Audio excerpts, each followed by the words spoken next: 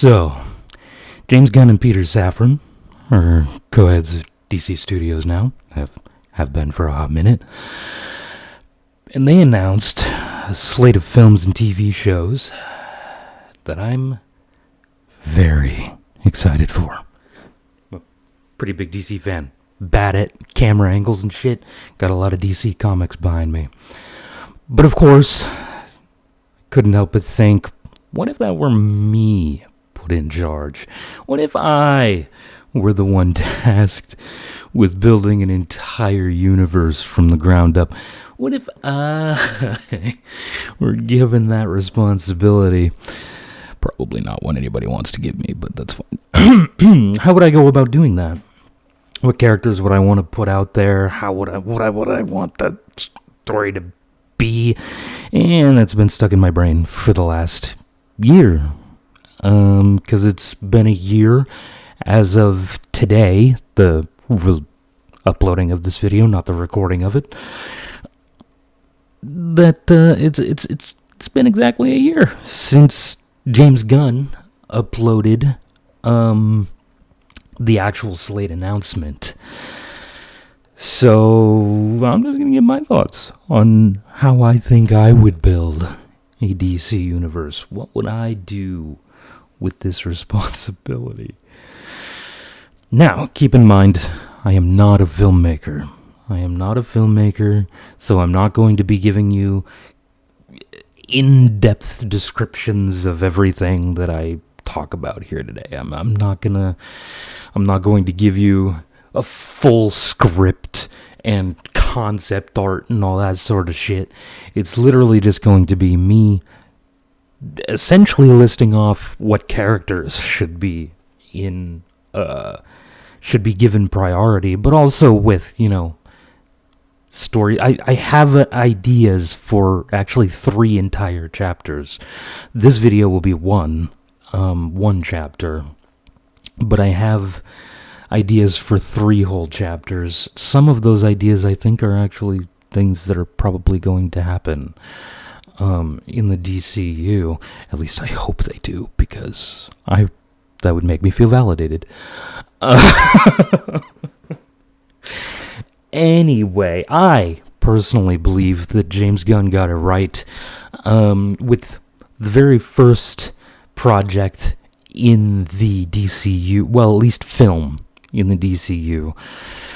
I kind of like that he is doing a couple was it 1 show or 2? I'm pretty sure it's Creature Commandos and Waller that are supposed to actually come out before Superman Legacy, but I believe the first project should be a Superman project, which for me is kind of strange. I am a huge Batman fan, okay? Fucking love Batman. And for a very, very long time, I thought that Superman was just uninteresting. He's basically just a god. He has literally 2 weaknesses and basically unlimited powers.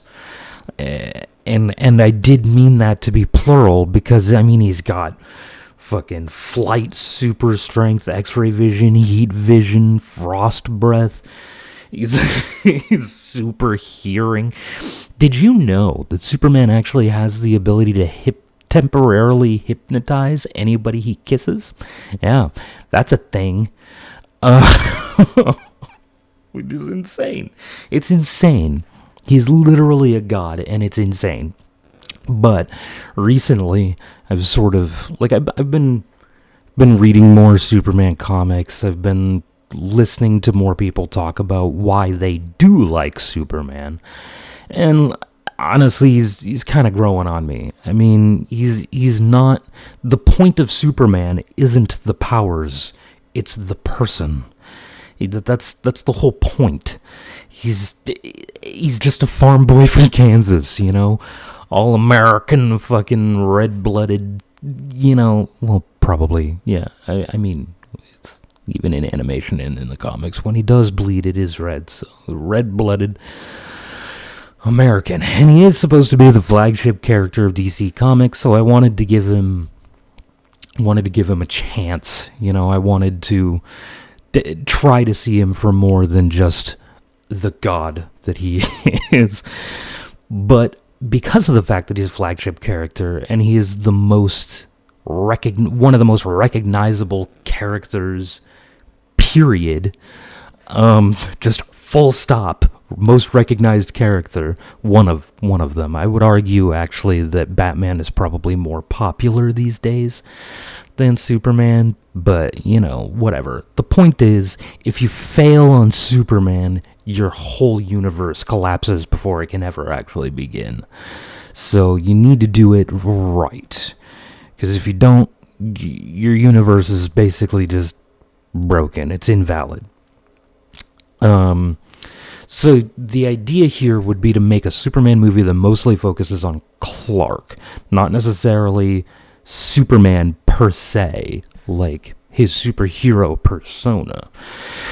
So it'd be more of like a story that highlights his compassion, that isn't afraid to be a little cheesy, alright? It is a comic book universe after all. A little bit of cheese, stuff like getting a cat out of a tree, helping an old lady across the street, a little bit of cheese is okay, and it should be there, honestly, especially for a Superman film. There should be a little bit of cheesiness, just because there's no other way really to build a Superman movie other than a little cheesy, unless you want to end up like, Man of Steel, which, granted, is a good movie. I do recommend it to anybody who's not watched it. Not that it pertains to this universe, but it's a really cool now Elseworld story, which is neat. I enjoyed Man of Steel. It was a good movie. But yeah, so the villain I haven't actually decided on a villain, but should be someone that Superman would also treat with compassion. Somebody that he feels needs help more so than punishment. Somebody that his goal isn't to just win the fight, it's to get this person help. You've got to highlight what makes Superman Superman if it's going to work. Also, just for the record, Trunks. Alright, Trunks. I've said my piece on that. Time to move on! Alright, after the Superman movie, it makes sense to me to either do a Batman project or a Green Lantern project. Okay? Both could work here, in my opinion. Both are perfectly valid. It's something that could go either way. On one hand, it would make sense to have a Batman film to continue with Earth-based storytelling, get people used to what's going on, let people know what's going on the ground level, showing more of the issues happening, possibly even Batman and Superman meeting for the first time, which could be neat. On the other hand, it makes sense as well to lean into the alien side, because that is a huge part of the DC universe. There's so much lore on the Lantern side of things. Alright, so much, which I've been doing a lot of research into lately. In preparation for this video, I've been doing more research on stuff that I felt like I didn't know very well. And man, oh man, is there a lot of lore behind the Lantern Corps. So, yeah, and it's not been highlighted very well in live action. Somebody made a really bad Green Lantern film a little while ago, not to name any names, but you know who you are. In this situation, I'm actually leaning towards a Green Lantern project. Not a movie. I know that James Gunn decided to make it a show. I would roll with the TV show, but instead of making it Earth-based, I would lean into, the cosmic side of things. I would have them, going out and about. It would show a lot. And as I stated at the beginning of this video, I have plans for 3 chapters of this universe, and this show would run through the entirety of all 3 chapters of this, like all 3 chapters that I have planned out here. Yeah, it would show us a bit more of the cosmic side, which would be real flippin' cool. But yeah, my point behind making it a show is that you can't really make it into just a film. That's not really a thing. That would be doing the Green Lantern lore a lot of injustice, honestly.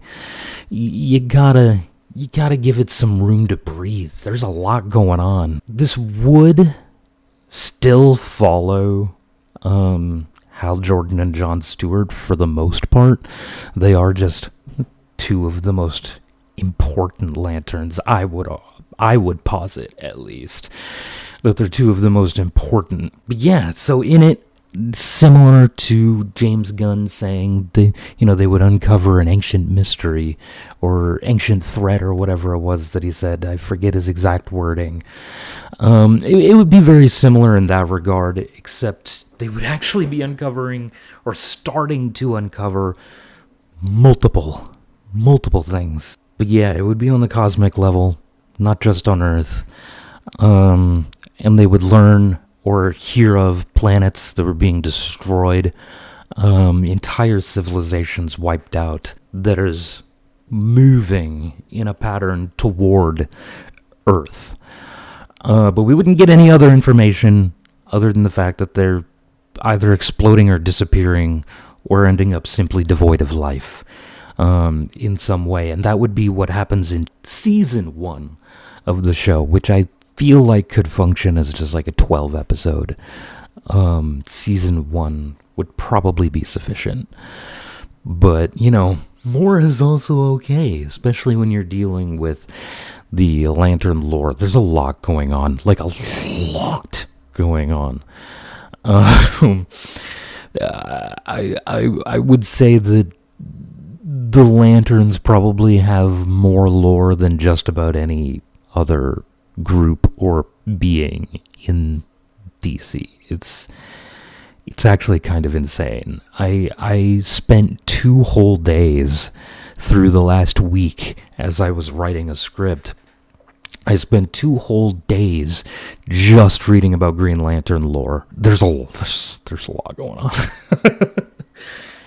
Anyway, next, I would want to have something a little more ground level, get us back on Earth after our cosmic adventure through season 1, or at least, well, we could probably air an entire season, like a 12-episode series before or in between 2 movies, probably. Anyway, I would want a little bit more ground level, but also a little bit of a break from what people might be expecting. Because a lot of people might be expecting a member of the Trinity to pop up here, either Batman or Superman, but that's not happening. Instead, we're heading on over to Static. Alright, I think a movie on the origin of Static, maybe his couple first forays into using his power would be pretty fucking cool, honestly. I know, it's been a long time since Static got any sort of content made, alright? Any sort of audio-visual content, that is. So I think I think he's due, alright? It's about time that we got a live-action Static show, alright? I love Static. I remember watching the Static Shock TV show as it came out on TV as a kid, when I was a kid. Sorry, my eyeball itches. And I adored that show. Anyway, so this movie would be him basically coming to terms with how his life is changing, or has changed due to the fact that he now has these powers. So it would be him coming to terms with that and deciding whether or not he's actually going to use these powers. That's going to be something that I want him to struggle with at least a little bit, is deciding whether or not he actually wants to use them. Because, I don't know, maybe he's afraid of what it is, possibly afraid that he might use, like he might somehow end up, I don't know, it's the 21st century, people watch a lot of TV, maybe he'll watch or see something, the stuff he's watched, maybe he thinks he'll become corrupt or some shit, I don't know. Just try to make it a little a little more interesting, I guess. I don't know. Have him decide whether or not he's actually going to use them. But obviously, when he does, he's going to decide to use them for good. But, because he's static after all. Anyway, I think it makes sense, given his power set, and he's still a young kid in the 2020s, that he would be near TVs or at least like watching YouTube pretty often. Stuff is going to be happening. It is 2023 right now. So it's just part of the culture at this point, is that there's constantly, TVs going, people watching stuff on their phones, people listening to podcasts, that sort of stuff. I mean, I do it all the time. So this isn't me like bashing people for that. I do it as well. I try not to in a public setting, but it does still happen. But anyway, so maybe on some of the screens they could show like snippets of like other heroes doing stuff. Maybe it doesn't even have to be like a fully in-depth thing. It could also be shots from stuff that hasn't actually happened yet. Just like I don't know, take a shot of Batman or Wonder Woman or something that is maybe going to be part of whatever project they happen to have in this universe, or at least in this chapter. Throw that on there. Or maybe just a throwaway thing, just to show like something that isn't going to be in their project, just to show that they do actually exist out there somewhere. It doesn't have to be them. It could be literally anyone, honestly. Maybe a couple shots from the Superman movie, a couple frames of a Green Lantern, maybe even some shots of some heroes who haven't actually been introduced yet. Who knows? Anyway, so scrolling, you could also have like scrolling text on a newscast on a show, or like on a TV that mentions like Batman or maybe even Aquaman, stuff like that. Just cool little Easter eggs that show that this world is already inhabited by these other heroes. That Virgil wants, to be able to live up to that legacy. See what I did there? Anyway, the next movie is one that I would have strongest personal attachment to. Finally, we're getting around to another cornerstone of the DC universe. Batman. Batman is, in fact, a cornerstone of the DC universe, and arguably the most popular superhero of all time, full stop. I mean, he's had the most live-action adaptations, he's had the most animated adaptations, he's one of the most sought-after comic books for writers and all of that sort of stuff, and artists, obviously. But anyway, you get Batman wrong, the whole world, not just the English-speaking world, but the whole world will recognize when you mess up Batman. Except the crazies who think that this is good. Anyway, seriously though, that was trash. Anyway, this film would be about Batman, obviously. But he'd be doing a lot of digging into videos and newspaper articles about strange occurrences, possibly some superpowered people saving people around the country. It'd be fairly similar to the files that like Batfleck had, but done in a way that actually makes sense. It would be a detective film where Batman's trying to uncover the mysteries behind these metas, where they're coming from, how this happened, who they are, that sort of stuff. Find out why they seem to be popping out of nowhere. And like what's caused this. Of course, along the way he'll end up fighting a couple of rogues, possibly Two-Face, maybe Riddler. Also, just for the record, suit, again, very important to me. It'll be the classic gray and navy. Gotta make it the gray and navy. We need that. We need it. James Gunn, please, if you're listening, we need gray and navy. I slobbered on my microphone. I'm so sorry. Just got to put that out there. Anyway, the suit would also have white eyes. Okay. Something I've been wanting in a Batman film for a very, very, very, very long time, which I thought was going to happen in Matt Reeves' The Batman, but it didn't. I think it might maybe still happen in either part 2 or part 3. But I think they might, They might be able to do it. I mean, he's already got contacts to record everything. Who's to say that they won't just build it into the cowl as some kind of like camera lens that he can still like, see through, and it just shows up white on the outside just to, add a little bit of mystery. Take away a little bit of, because he's supposed to be like this mythic figure, basically. White eyes, dude. Please. As I was saying, it could be like camera lenses that cover the eye holes in his suit and appears just whiteness in the sockets to people who are looking at him. Dude, come on, James Gunn, please. I'm begging you. Please. Anyway, he wouldn't be a Damian Wayne Robin yet, just for the record. I know James Gunn is skipping straight to Damian Wayne. I would not do this. I would, however, have Tim Drake be the Robin in this film. And I would have him in at least one scene talk to Dick Grayson, who's not yet actually become Nightwing, but is close to doing so, and there would be some sort of conversation, or at least a clue about the fact that Jason Todd was Robin. Probably just like having a torn up suit in the Batcave or something, because I, at this point, would still have Jason dead. He wouldn't have been resurrected yet. I don't know what James Gunn's universe is planning. If he's already at Damian Wayne, I'm presuming that he's probably already alive and probably already Red Hood, or at least about to become Red Hood. I don't know.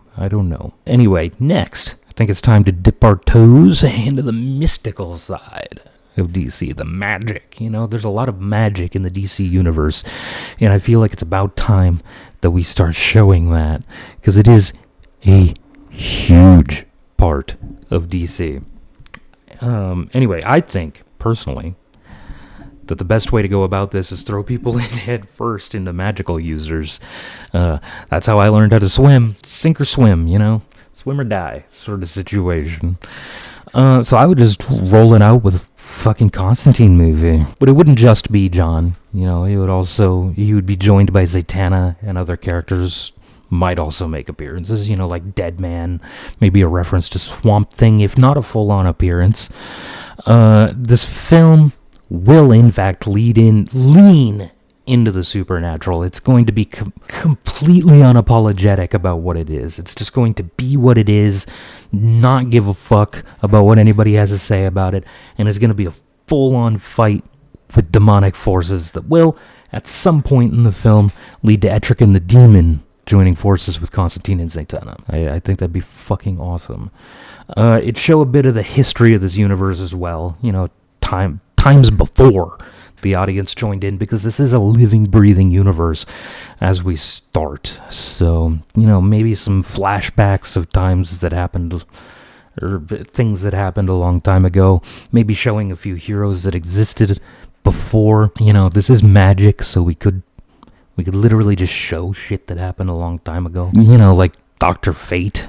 We could have a little bit of Dr. Fate, which I think would be dope. I feel that this film would really give audiences an idea of the history of the DCU, and also show them one of the coolest parts, in my opinion, of DC. I think that the magic is honestly awesome.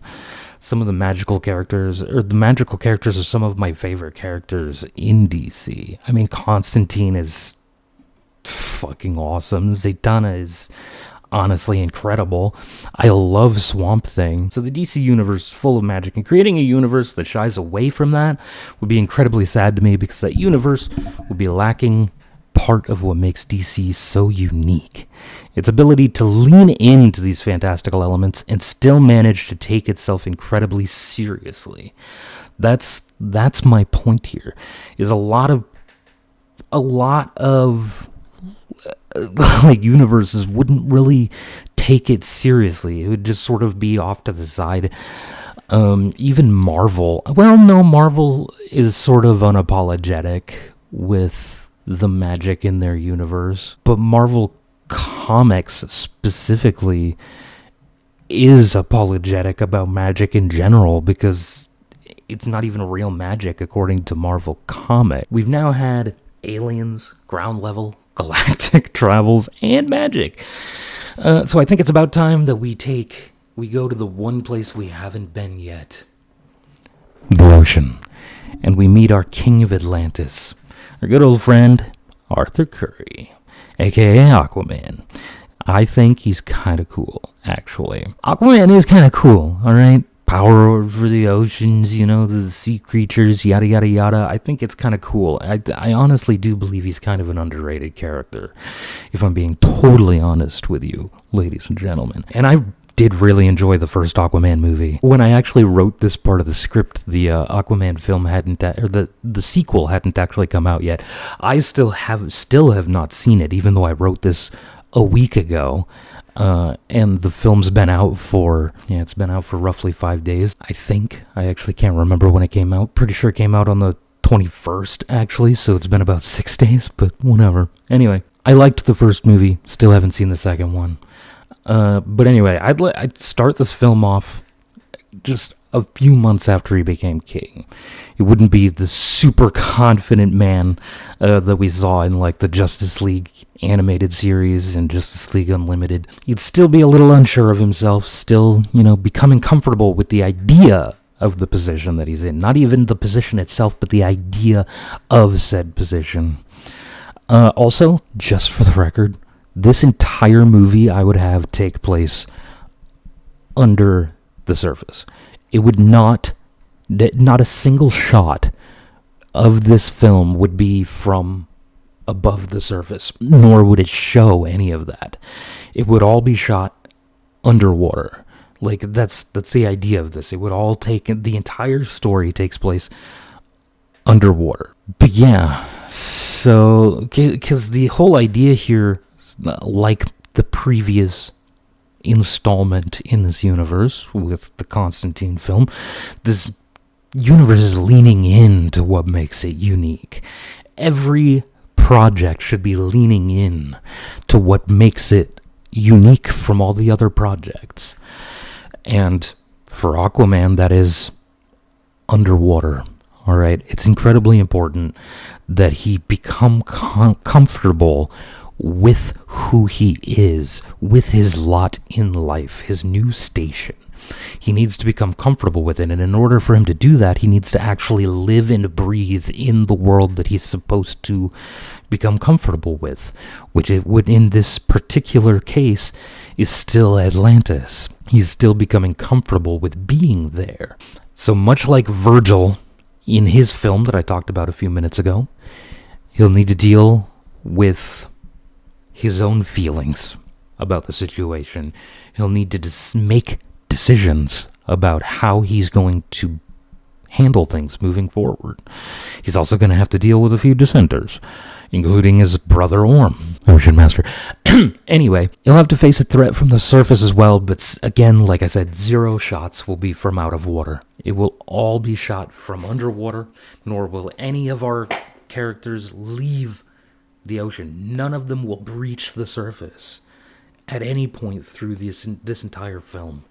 So they'll have to deal with things like oil spills, plastic, and garbage in the ocean, which is also a way to highlight a very real world issue that we're facing right now. Because that's part of what these stories actually did in comics anyway, was highlight some real world issues that people just didn't want to talk about in everyday conversation, didn't want to just discuss out in the open, so they put them in comic books as a way to just get people thinking about it, So I feel like this is also a great way to, hopefully, at least, get people to think about the impact that they're having on our planet in the real world, because it is incredibly important. It's something that people really should be thinking about, and it's just highlighting an issue that we really do need to deal with. Okay, so we move on to our next project,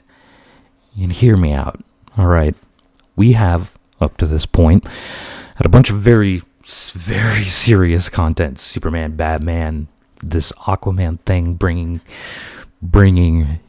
real world issues into people's head, even though they're sitting at a theater watching a film. So real world stuff that's making people reflect on themselves and the world around them. I've had a lot of crazy shit happening. Galactic fights in the Lantern show, big fights in Metropolis with Superman, that sort of stuff. A lot of very dangerous and honestly insane shit going on. So what we need here, in my opinion, is a tad bit of relief from that.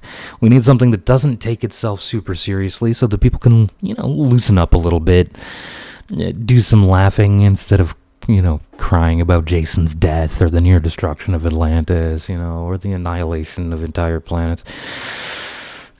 We need Plastic Man, honestly. Fuck it. Plastic Man, throw him in here. Get a goofball in there.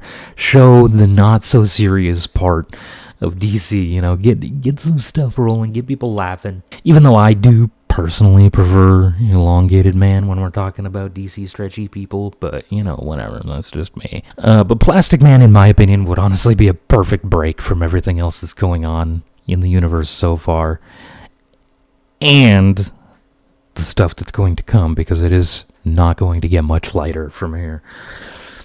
Anyway, the crazy shenanigans that you get into would be quite a change of pace from everything that came before it and pretty much everything after. The show can be a bit longer, as I could see it stretching through the rest of the chapter, probably for at least a couple seasons. It would actually end with the formation of the Terrifics.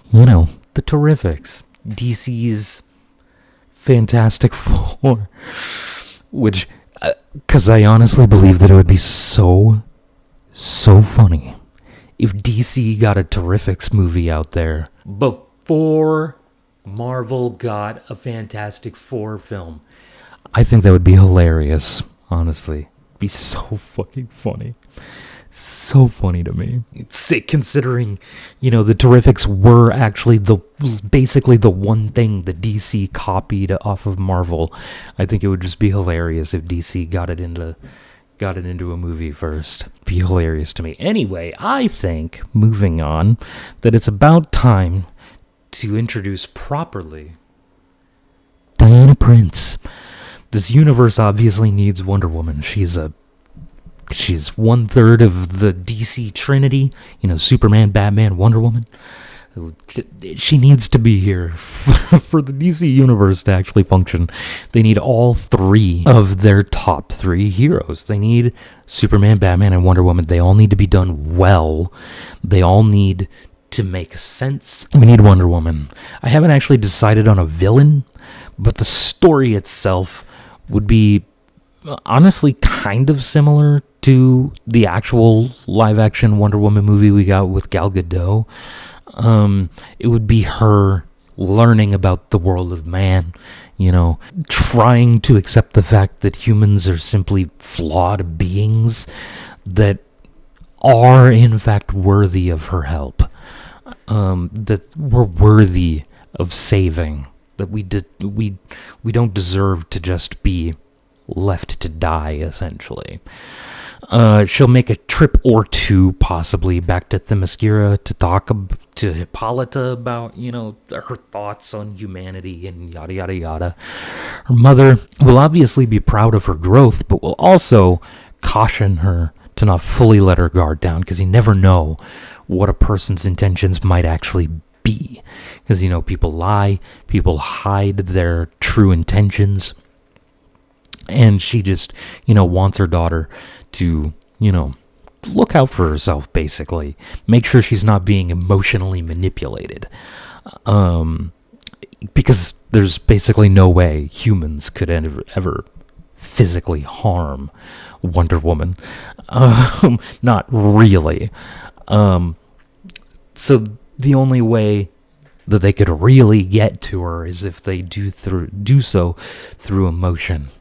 And manipulate her into doing something wrong, possibly. Anyway, this will also give us a little bit of backstory on Themyscira as well, which would give the audience, some more history about the world, some more insight into the Amazons, be introduced to the Greek pantheon and the role that they played in this universe, which would be really cool in my opinion. The movie will essentially be Diana deciding if she believes it's worth it to actually live among the world, like live in the world of man, or go back to her island and ignore it. The end of the film will be a shot of Diana at work in the museum. All right, it's really hard for me to describe visual stuff because I can't actually envision things in my head. I can just sort of piece together other things that I've seen to try to change it a little bit to fit, Anyway, so the camera will essentially be in front of her, but sort of off to the side. But it'll be focused on the doorway behind her, not actually her. This is the part of this that I've thought about the most, okay? Give me a minute. Let me cook, damn it. Anyway, camera, her, door. All right, basically like this, except instead of it being focused on essentially the whole room, it's focused on the doorway. And we'll see a blurry, outline, and we'll hear Bruce Wayne's voice say something along the lines of, "I see you made your decision," and then just credits. That's it. That's the way that ends. It's the only shot in the entire film that I've actually stopped to think about and actually have a fairly vivid vision in my head, even though I'm not actually capable of generating images in my head. So it's the thing that I've thought about the most in regards to the Wonder Woman film. So there's that. All right. That's my piece on that. Anyway, now it's time, in my opinion, to introduce the fastest man alive, the Scarlet Speedster, the Flash. Barry Allen in all his glory is actually who I'm not who I'm going to have as the Flash in this universe. Just for the record, we're not actually going to roll with Barry Allen. All right, as much as I love Barry Allen, we're not going to use him. We're going to pick up just after Barry is trapped in the Speed Force and Wally West takes over as the Flash. All right, the original Wally West, not Wallace West, Wally West. All right, the quippy, cocky class clown with more speed than anyone could possibly imagine. Now, that might rub a few people the wrong way, and I get it, honestly, okay? Allow me to explain myself. I love Barry Allen, the real Barry Allen, all right? The one that we see in the CW show and the DCEU are not Barry Allen. Those are not Barry Allen. Yes, they have his name, but his personality is 100% that of Wally West. All right, the comic accurate version of Wally. Wally West. The original, not Wallace, Wally. Big difference. Big difference. Wally is actually Flash. It is actually the Flash that most people my age, at least, think of when they think of the Flash. Because of the fact, he was actually the Flash in the Justice League and Justice League Unlimited animated series. He was the quippy smartass that we all grew to know and love. So I'll have Wally as the Flash. Also, to avoid confusion with the casual audience who got used to Barry and were like, wait, but the time travel and the moving universes and yada, yada, yada, yada, yada, yada. No, he's trapped in the bullshit universe that we've left all of our least favorite characters to rot. Anyway. Yeah, all right. But honestly, I genuinely just think it's time for us to let Barry go, at least for a little while. I think it's time that we give Wally a chance to truly shine on the big screen. At least till people are actually ready and can actually appreciate who Barry really is. So I think it's time to just have Wally take over in live action. All right. The film will show Wally struggling to come to terms with the fact that his mentor and his uncle, Barry Allen, is now gone and that he's the only person who's fast enough to fill his shoes. This film will follow him as he starts learning the importance of slowing down a bit, to think about what he's doing instead of just rushing in unprepared, because he always is, he's normally just run in, I'm super fast, I can just run in, do the thing. He's not prepared for things. So if people are prepared for him to arrive, he can struggle, even though he shouldn't, because he can move super fucking fast. Anyway, so we'll see him as he struggles to do things as quickly as his uncle, even though he's actually faster than Barry. Canonically, he is actually capable of running faster than Barry. But at the beginning of his career as the Flash, after Barry goes into is stuck in the Speed Force, he doesn't have all the same tools Barry had. Like, for instance, Wally didn't know how to phase yet, so he was still running up and over buildings or around them, even though Barry was able to just run right through the building because he could phase. But Wally didn't know how to do that yet. So even though Barry was physically running at a slower speed, he was able to, phase. So it appeared as though he was actually faster than Wally, even though he actually isn't. So in this film, he'll have multiple bouts with Captain Cold. I know that might also rub a few people the wrong way, but I personally love Captain Cold. I think he's a great rogue. He is the rogue. He's the head of the rogues. It just makes sense to introduce him first, alright, in my opinion. Plus, he's a great counter to the Flash. I didn't want this to be just a typical superhero movie where you pit somebody against a person with the same powers. I didn't want to make, like, Reverse Flash, for instance, or the rival, the villain of this film. That seems a little too... I didn't want to do that. I don't like pitting people against people with the same power set. I like putting them against somebody who is essentially the opposite of the hero. Force them to overcome an obstacle instead of just outmatch somebody who's exactly the same as them, except evil. Anyway, so Captain Cold is always an incredibly intelligent character, alright? He's very smart, very intelligent. He's going to figure out on his own that whoever is under that cowl is not the same person. It's not the same Flash. So he's going to test Wally, essentially. He's going to try to put him in situations that prove that he's not the same person, basically. So Wally will eventually learn how to phase in this movie, which is actually going to be the way that he ends up actually beating Cold in this film.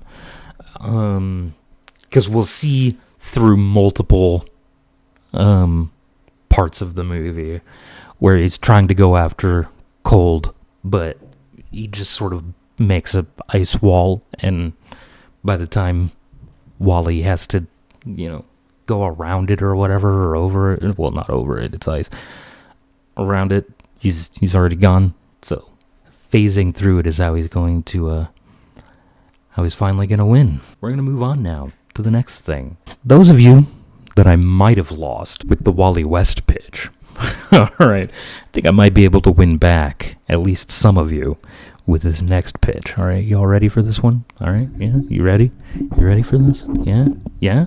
Yeah? Are you sure? Okay, here it is. Martian Manhunter. A show, not a movie, a show. Martian Manhunter. Alright, specifically his life up to where we are. Up to. So it would cover the collapse of Martian society, how Jean, felt, and what he went through. It would have a lot of alluding to a being outside of our galaxy that had sent an intelligence drone that landed on Mars. And it would show, how life on Mars was before the collapse of their society, and exactly what happened to cause said collapse.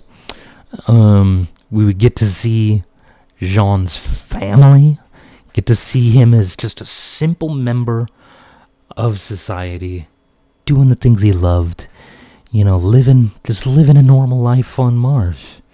It would give a lot of insight into the psyche of Jean as a character as well, which I feel would be invaluable moving forward. So the next thing that would happen in this universe is I would make a sequel. We would have our first sequel, Superman 2. Alright? It would be our first sequel. It's about time we update people on what's going on over in Metropolis, you know? I sort of envision this film as more of a dive into Superman's weaknesses. So, in the first film, we saw essentially his strength, which is his personality, and who he is. And in this, we're going to get his actual weaknesses. So, we're going to see probably a lot of kryptonite. Somebody will use magic against him because, you know, that's a random weakness he has for some reason. But it's fine, I guess. They were like, what should we make? What should he be weak to? Obviously chunks of his home planet, you know, that can make sense, I guess. And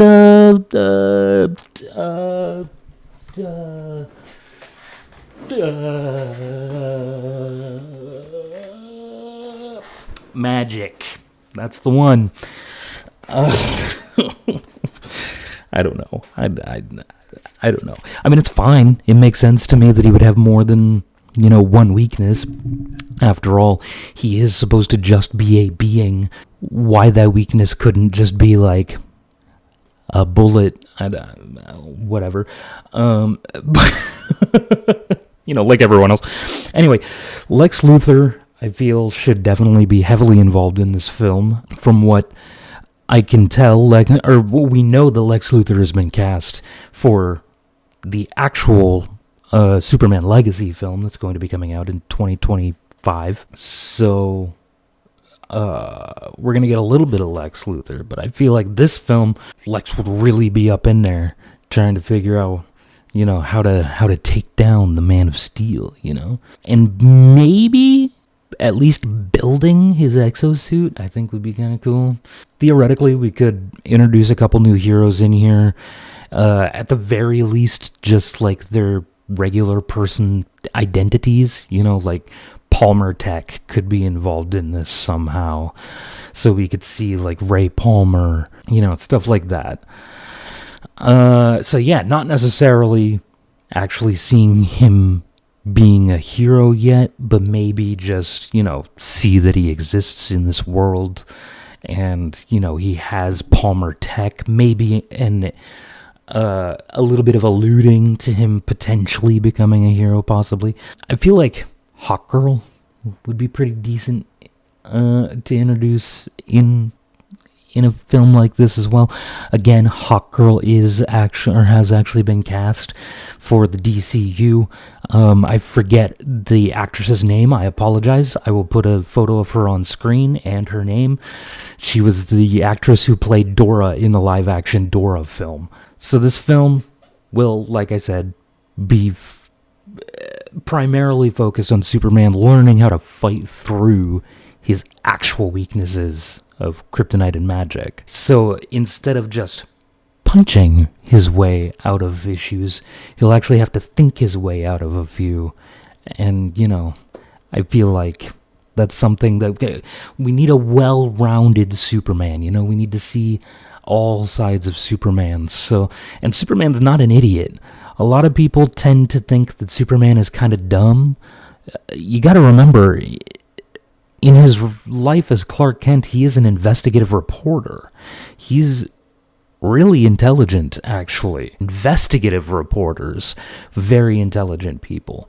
I guess that's where the divide is. It's between regular reporters who are handed information and investigative reporters who actually gather the information for themselves. Anyway, so yeah, he's going to have to outsmart his opponents, maybe even meet up with Bruce, ask for a little bit of help. Maybe we see the first team up between them. I don't know, you know, get a little bit of World's Finest going. That is what I would want to happen in this film. And the music should reflect that. And in my head, all right, because we don't know what the themes are going to be for this David Corenswet Superman, and whoever is cast as Batman in the DCU. But I'm sort of in my head hearing like a melding of the John Williams Superman score from the Christopher Reeve movie melded with the Danny Elfman theme from the 1989 Batman movie. I think that could be incredible. And at the end of the film, we would get a conversation between Clark and Bruce about essentially the merits of teaming up and the possibility of forming a larger team. Any Hoosers, it's time. It is time to introduce another new character. All right, we're getting to that point now. We'll head on over to the West Coast, for a little bit of sunshine and waves on the beach. We're ready to Star fucking City, baby. That's right. The next project, Green Arrow film. All right. Now, this Green Arrow will be already established in the world. He's not going to just be starting out his career. He'll already be established, fairly similar to the way we set up Batman. He'll already be outed as Green Arrow. He will have already come forward with that information. He might already be mayor. I would want him to either already be mayor or a mayor-elect, like running for mayor. Green Arrow is another break from all of the super heavy, dark shit. Because he is supposed to be more quippy. He's a smart ass. He's a funny guy. He's a funny boy. And in this film, I feel like it would be good if we once again tackle another real world situation going on that we need to, work on in our real world. So it will be mostly focused on Oliver working to try to get stricter gun regulations, make the city safer by, creating more regulations involving guns. I'm really struggling with words today. Both as mayor and as Green Arrow, he'll be working towards, trying to get guns off the street. Guns that shouldn't be there off the street. Obviously, people are still going to be able to get licenses to carry and all that stuff. But even in our real world, we have a lot of situations where people who should not be able to get guns are getting them anyway. So we need to have stricter policies on who is able to obtain a firearm. And I understand that that's an incredibly complicated topic, that people are probably going to roast me for my opinion, but I personally don't like guns. I'm okay with my neighbor having a gun as long as my neighbor is a person that is mentally stable. That's my problem, is that a lot of mentally unstable individuals are getting their hands on firearms, and it's creating an incredibly unsafe environment for literally everyone around them. So that's the sort of thing that I want to have covered in this film. Because Green Arrow, Oliver Queen, is a person who, has never been afraid of taking a stance politically, and is very okay with standing up to whomever he has to, standing up for what he believes in. I feel like Green Arrow is a fantastic character to tackle this topic. Black Canary, obviously, will be in the film. Laurel's always been a huge part of Ollie's life, so let's put him in there. Put her in there. I'm excited for the idea of seeing their relationship on screen in a way that didn't hurt my soul and go against literally everything they are in the comics. Thanks a lot, Arrow. You know what you did. You beautiful bastard. Anyway, time to move on. We're going back to space. All right. I'm not going to pussyfoot around this one. We're going back to space. We're getting a Green Lantern movie. All right. It's going to take place probably between a couple seasons, maybe even a mid-season sort of situation. We're going to get more. All right. More lanterns. We're going to see essentially the beginnings of a lantern war. There's going to be a lot of inner fighting amongst the Lantern Corps. The Lanterns are sort of going to discover that maybe the Guardians aren't exactly who they... Or maybe they don't actually have the greatest means. Maybe this isn't necessarily right that we're going around forcing people to change their societies to fit what they believe is correct sort of situation. Maybe they're not all the greatest. We're going to sort of see what happens there. And we're going to see some more Lantern Corps other than just the Green Lanterns. We'll see, like maybe blue lanterns, yellow lanterns, maybe a red lantern in there somewhere. We're going to see a lot of lanterns, a lot of different lanterns.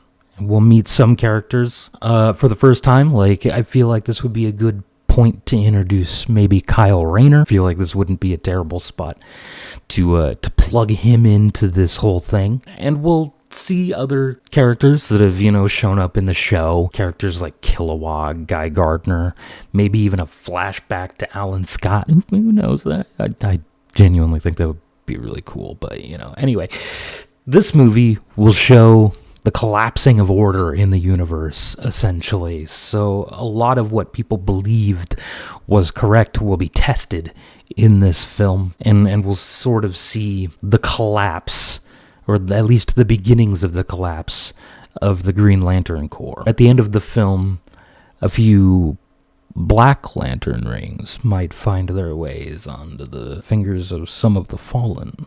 Okay, and by might I mean will. Now, time to move along.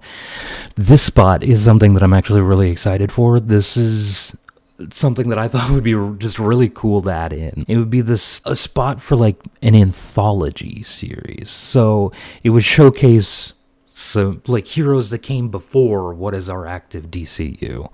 So we'd see characters like Jay Garrick's Flash, Hourman, Starman, like the old Justice Society, and other heroes that just happened to be around at the time. Because I think it'd just be really awesome to showcase some of these other characters that, essentially like Golden Age characters that people these days maybe don't know a whole lot about, aren't super popular. I think it'd be really cool to just sort of give them their own spot, let them, and I think it'd be really cool, honestly, if this whole series starts at the beginning in a museum. Just show that this is all in a museum, and that these are stories from exhibits in the museum, essentially. It'll just sort of show that this world isn't our world. The DCU is not the MCU, all right? Marvel is supposed to be the world outside your window, just with, some fantastical elements to it. Whereas DC is its whole own universe, always has been.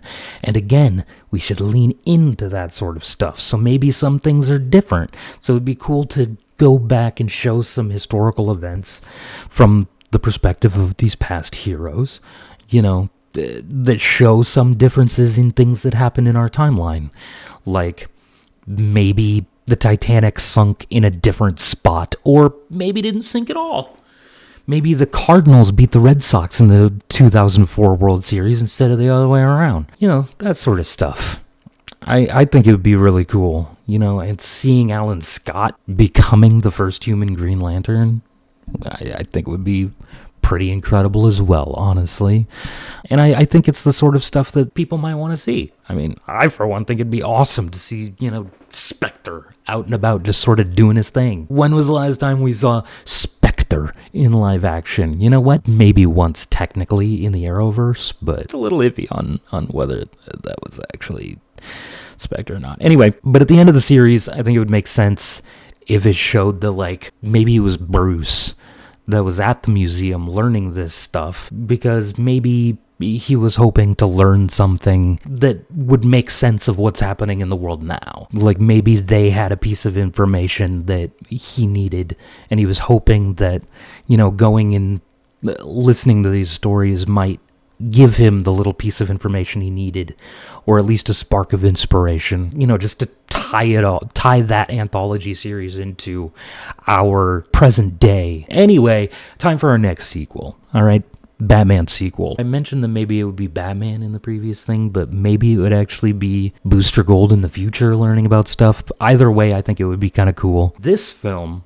instead of showcasing Batman's investigative ability, it would be showcasing his compassion for the people around him and his brutality towards those who seek to cause his loved ones harm, the people he cares about. Maybe have, like, Robin taken hostage in some way that would end up showcasing it. I don't know. Batman's a fucking badass dude that fights crime. He uses cool gadgets to help him do so give him the ability to do that. But throughout this film, his tech will occasionally fail. There'll be shorts, altogether failures to function, and he'll be confused and have to spend at least a few moments showing that he's noticing that these things are happening and trying to figure out why. And as much as I think that this is a really good place to start introducing a concept like the Court of Owls, for one, I really like the Court of Owls, and since we're leaning into the fantastical elements of the universe, we don't have to deviate much from the source material. I love Batman at his best when he's doing what he's best at. Fucking detective work. When he's solving a mystery, it's when he's at his peak, in my opinion, and especially when he's doing it with the people he cares about. Because people tend to forget that Batman is not a loner in a cave. Alright, he's not just a loner in a cave. He's built an entire Bat family. Alright, he's got multiple Robins. He's got Red Robin, he's got Nightwing, he's got Batgirl, a couple of them actually. He's got Batwoman, a couple of them as well. Red Hood. there's so many Bat family characters. He is not a loner in a cave. He is very much a team builder. It's what he does. He brings skilled people together to do what they do best. That's who he is, and that's when he's at his best. At the end of the movie, Bruce will find out the reason his tech has been malfunctioning is no fault of his design, but interference. And not simply someone hacking it, but he'll find out that the interference is coming from space. That some signal from space is blocking his signal that he's been using for his tech. Now I want to take a moment to express a few things here. Alright? I know that there are probably more than a few people being like, dude, this is all over the place, and it feels like you're setting up multiple stories, which is entirely valid and also accurate. Part of what makes DC so wonderful, in my opinion, is its deep roster of characters to pull from. There are a lot. Like a lot. There's a whole lot that's happened since Superman first graced the pages, April 18th of 1938. So there are a ton of stories that can be pulled from when building a universe such as this. I see this as a living, breathing entity, not just a story to tell. In the real world, there isn't just one overarching story happening. There are literally billions, trillions even. This DCU would be no different from our real world in this way. There would be events happening all the time that would cause threat and change the landscape of the universe, just like in real life. Those of you who might be watching this video just to hear a grown man ramble about some nonsense that nobody really gives a shit about probably won't understand why this portion is even necessary, or why I'm doing this in the first place even, possibly. You might just be here hearing pitches for stuff without even knowing the stories I'm pulling from, which is also perfectly valid, by the way. But just let me be candid with you. It's a fuckload. Some of them are even from different continuities from the others, but they're just great stories that I'd love to see in live action, and I think that they would meld really well together. And for those who do see what I'm doing, please keep this in mind. Some stories are bigger than a simple setup and a payoff. Some stories need plenty of time to breathe and grow. Some stories need to be allowed to unfold slowly. Get that nice slow build-up to that inevitable conclusion. What I'm interested in here isn't simply to pump out some half-baked ideas for projects I want to see right now. It's to come up with a whole universe, which is not an easy task, by the way. And possibly, in this theoretical world where I'm handed the rights to DC Studios, or even taken halfway serious as a potential writer for them. James Gunn, hi, hello, please give me a job. I just lost my job. I need a paycheck, please. Thank you. Anyway, the stories and the characters are what matter to me. These characters are characters that I have a deep personal connection to. I watched them on TV growing up, watching the Justice League and Justice League Unlimited series, Batman the Animated series, Superman the Animated series.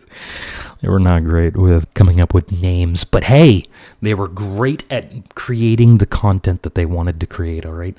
They're fantastic stories, wonderful characters, and I just want to see them done justice. That's all. I care about the stories. Back to our regularly scheduled program. We're sitting with the majority of the projects being movies. I want to say that I prefer the format of an episodic series to that of a feature film. I just like having more time to get to know these different characters, get to see them doing their thing, get more intricate storylines, that sort of stuff. Instead of getting 2 hours with these characters, you can get 6 to 10 hours. If your show is at least 30 minutes an episode, Like every episode on my main channel, Juicy Joe confirmed. I don't know whether you want gaming content. Anyway, this is a movie. No, I'm kidding. It's a TV show. You need to get back to the magical side of DC. All right, we haven't been there in a while. It's time to get back to the magic. Capture the magic.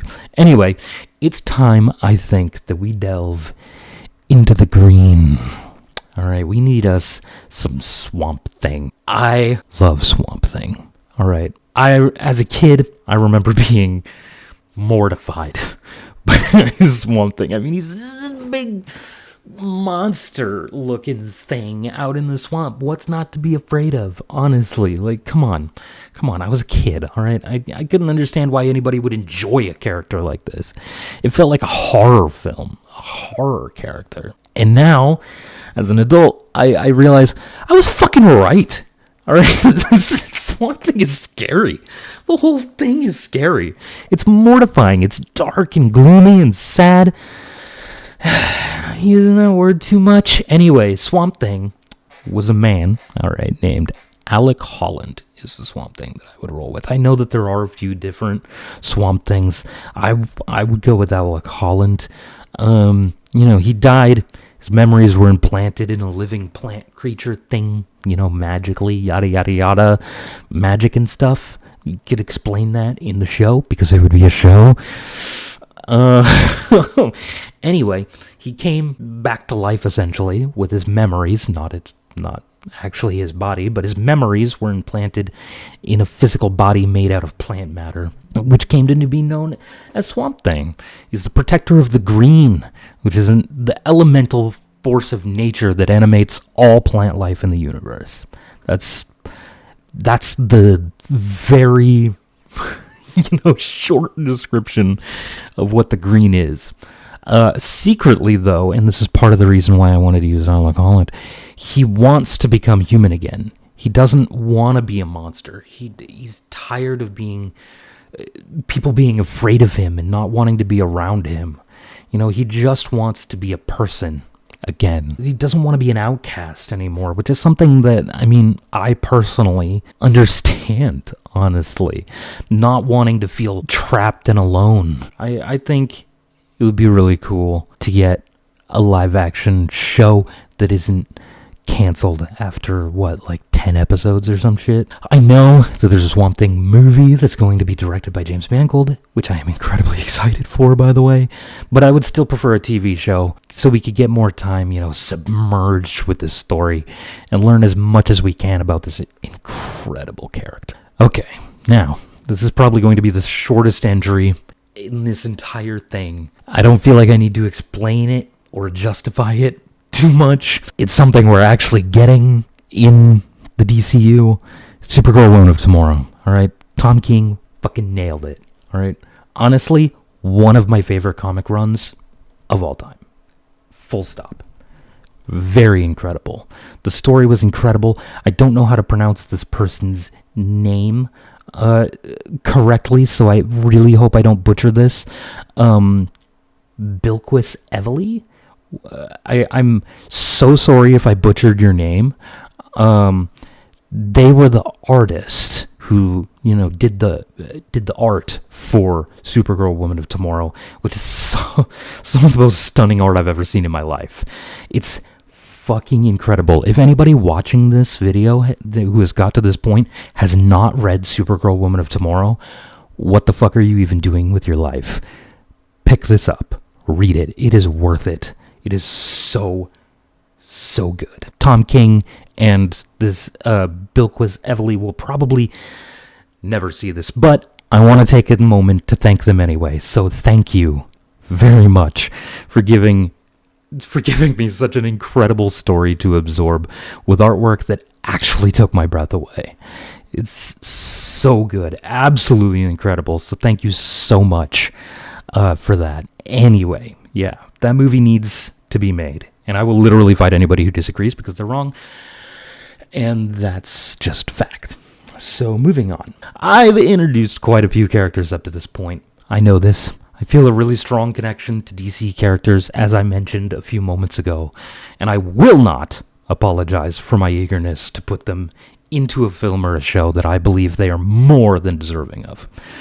The reason I say this is because I'm about to introduce yet another one. Possibly one you wouldn't expect me to introduce, but here they're being introduced anyway. One I think has incredible potential, and a character that I'm probably going to get yelled at for introducing this late in the chapter, or possibly at all, even though I feel like a lot of people actually kind of echo how I feel about this character, which is the Question.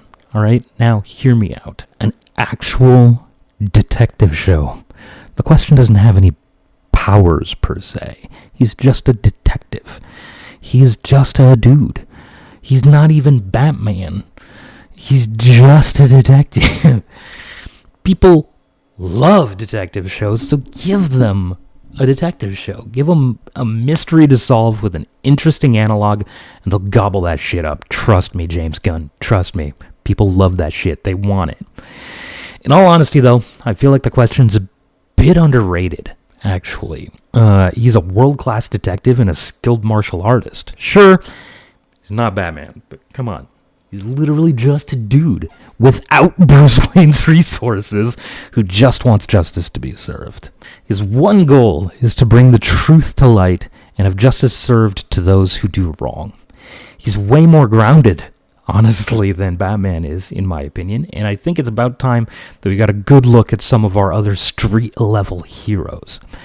In this show, the Question will solve a whole bunch of crimes, but there will be an overarching mystery, one which I won't actually reveal right now. If you want to get more information, comment down below. Let me know that you want more. And that goes for literally everything in this. If you want me to go more in depth into some of these projects, let me know which ones you're more interested in hearing about, and I'm more than happy to make a more comprehensive video on each one of these projects, if that's what you guys want to see. Or we can make yet another sequel, all right? Our third sequel, and I think it's fitting that we give it to our other Trinity member. The other, Superman and Batman, both have a sequel. Time to give Wonder Woman a sequel. Okay, so in this, she'll be communicating with both Bruce and Clark throughout the movie.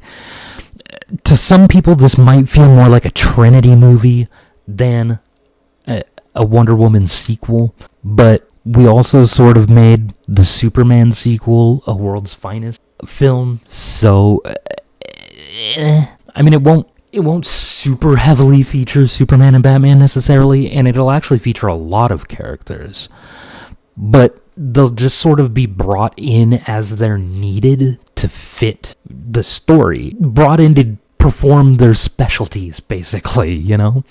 So they're not going to be there through the entire film. They're just going to be there as they're needed. So she'll be enlisting the help of a bunch of characters, including, like I said, Batman, Superman, and even Aquaman. Anyway, so it'll be revealed that an empty pod is sending signals out into space. A pod that landed in the ocean, which is why Aquaman would be in the film, by the way. But sending signals out to space. To God doesn't even know where. And they'll end up fighting a few aliens. to land on the outskirts of the city. And that's basically that. Along with, Wonder Woman dealing with a situation in the city. Haven't really thought a whole lot about the B plot, but this A plot I've thought a lot about. So yeah, this will be the first time that an intergalactic threat actually appears on the surface of the Earth, which will lead directly into the next two films, actually, because it will be two parts of one thing. We'll have two feature-length films that are one story. Technically three, because this Wonder Woman sequel is like the prequel to this duo of films, which is literally just our Justice League. It's our Justice League. Batman, Superman, Wonder Woman, Aquaman, Flash, Green Lantern, and Martian Manhunter will found the Justice League. They will be the founding members of the Justice League. It will pick up almost immediately after the events of Wonder Woman 2. This Justice League, it'll actually be two parts, like I said. It'll be two films that are about 3 hours each, probably.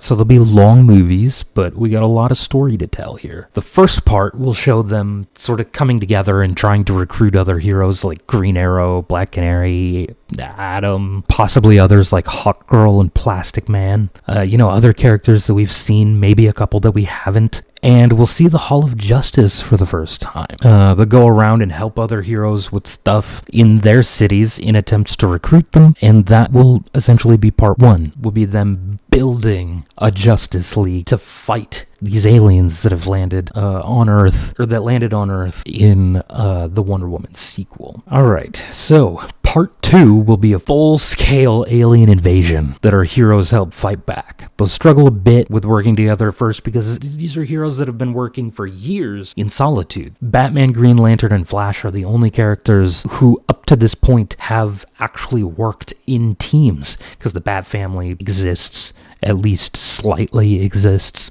I suppose the Bat family would be sort of in its infancy at this point. But yeah, so they'll have to figure out how to work together. But by the end of the movie, they'll have a much better of an understanding of each other's skill sets, power sets, and they'll be much, much better at working together. And yeah, it's Justice League films, so they obviously win. But we'll end with either the thought, maybe a monologue, or maybe a conversation between a few of the Justice League members about keeping a more permanent League of Heroes, Justice League, so to speak, to protect from any more potential threats that might come in future. And that's where I would leave off Chapter 1. As I stated all the way back at the beginning of the video, I do have plans for a second and even a third chapter, but I think that those will have to be their own videos, because I don't want this one to be 18 fucking hours long. I'll be making those videos as soon as I can, because I do want to make videos for parts 2 and 3 as well.